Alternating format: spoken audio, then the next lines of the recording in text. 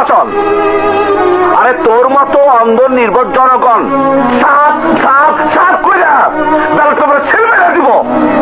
আর উনি আবার 5 বছরের জন্য বাংলাদেশের লুটা পুটে খাবার জন্য লাইসেন্স পাই গেল। Final final. তুই যে সত্য কথা কইছস। আরে দেশটা কি বলে? দেশের আবার কি হইব? হ্যাঁ হ্যাঁ, দেশের আবার কি হইব?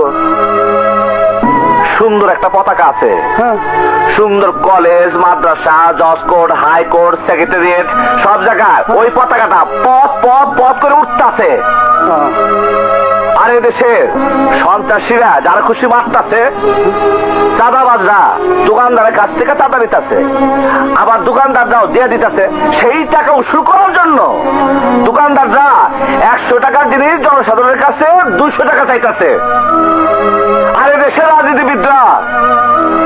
দেশের রাজনীতিবিদরা জনগণকে কইতাছে স্বাধীনতার সুখ ঘরে ঘরে পৌঁছে দিচ্ছি, ঘরে ঘরে পৌঁছে দিচ্ছি।